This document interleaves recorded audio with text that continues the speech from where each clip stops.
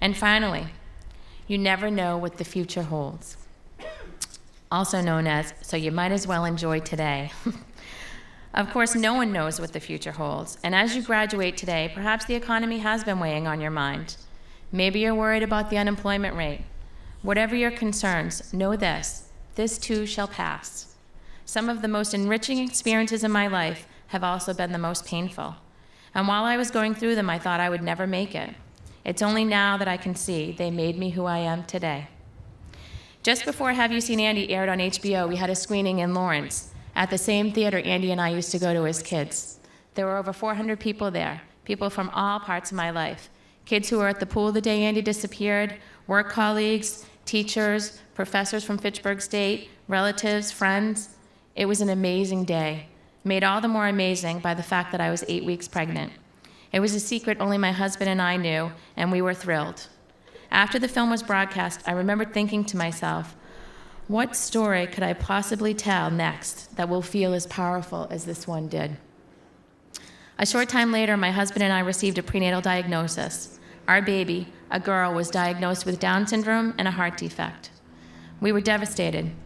I had never known anyone with Down syndrome. I went into research mode and read and researched everything I could get my hands on.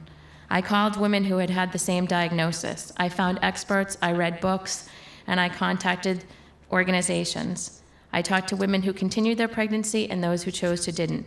And I faced some of my deepest fears and came through the other side. On December 26, 2007, our daughter Grace Elizabeth was born. I'll never forget the moment our two older children came in the NICU to meet their baby sister. They looked at her, gasped, and then looked at me like I was some kind of superhero and whispered, "Mommy, she's so beautiful." When Grace was 2 months old, she had open heart surgery at Children's Hospital in Boston. Before we had Grace, I wasn't sure I could handle having a child with Down syndrome. Then, as I had to hand her over to the anesthesiologist, I remember begging the powers that be for a second chance. Grace's heart was repaired today, and she's a thriving, beautiful, smart 17-month-old. She's sitting right over there with my husband, who asked me not to point him out. She taught me more about gratitude than I have ever known, and I am so incredibly grateful for every day I have with her and with all of our children, just as I'm sure your parents are so grateful for you. The other day, we took our children to the Big Apple Family Circus. We had great seats, and they were excited and happy to be there. As I sat with my family, the show began. My 6-year-old kindergarten son looked at me eyes wide with excitement and said, "Mommy, my heart is dancing." That is my wish for you, that your heart dances, that you live a full and happy life, that what doesn't kill you makes you stronger, that you believe in yourself, and that life's cliches become more and more meaningful with every experience you have. Congratulations on your graduation, and I wish you the very best.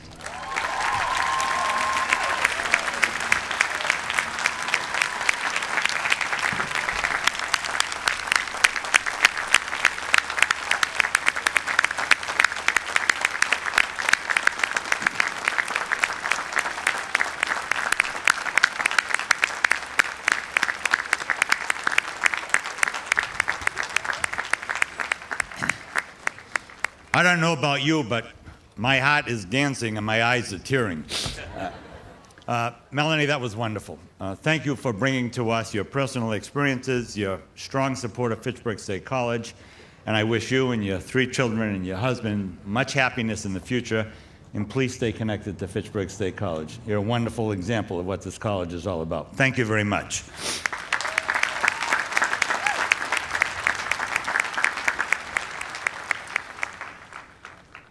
Several years ago, Fitchburg State College was recognized as the Leadership College by the Board of Higher Education. The Leadership Academy Honors Program here at Fitchburg was established in 2009. Today, 6 Leadership Academy students, Sydney Armstrong, Lauren Barry, Bethany Duncan, Katie Gowell, Nathan McGrackle, Alex Rexowski, have completed honors theses that these students have earned the distinction of Commonwealth Scholars. I'd ask them to stand to be recognized on such a distinction. Will you stand up and be recognized, everybody? Thank you. We now begin the portion of the program before we give out degrees and present a number of awards. And I ask you to be patient with us. It's an opportunity once a year for the college community to publicly thank and recognize people who have done so much for the college. We wouldn't be sitting here today if it weren't for people like we recognize today. So I begin this with a student recognition. And in 1997, a Student Leadership Award was created to honor undergraduate students who exemplify the ideal of true purposeful leadership. The class of 2009 is a class of outstanding leaders. A number of students were nominated for the Student Leadership Award. However, today I'm very pleased to announce that Kristin Kramer, president of the SJ, has been selected as this year's recipient. Kristin, would you please come forward?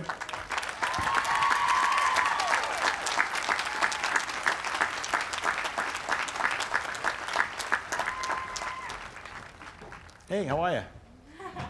Stand right here. Last time I met you, I think, was in Hannaford. You were shopping. Kristin, you are an outstanding student leader. As a nursing student, you have completed a rigorous academic major in nursing in 4 years while providing service to Fitchburg State College student community. You are active in the Student Government Association. From the time you were a freshman, you were the secretary for 2 years and the president in your senior year.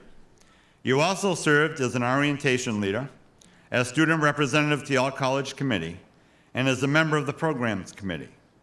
For these reasons, Kristin, you have been a student deeply involved in the campus.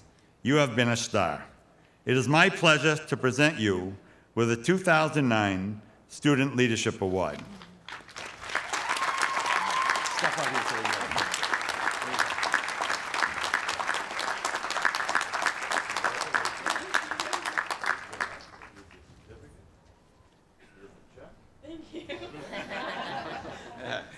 Let's give Kristin a round of applause.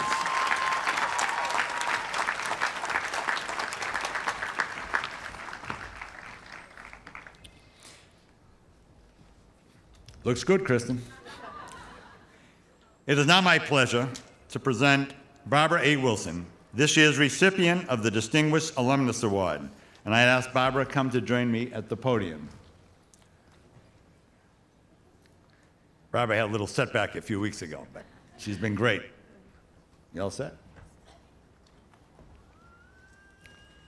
Your professional life has been marked by significant achievement and contributions to society.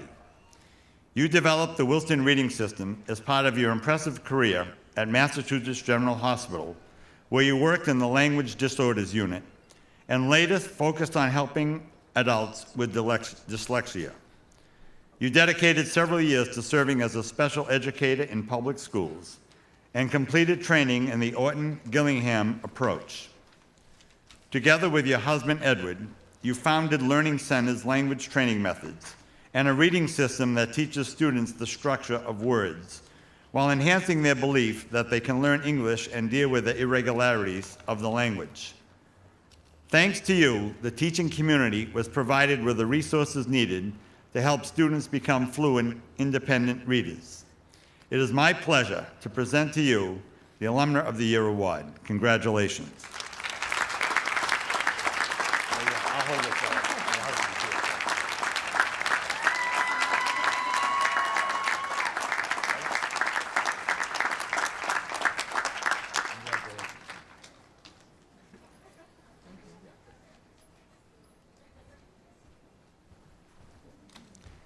Now, those of you in education, when you're out there teaching, if you need help, just give her a call. Tell her I told you to call.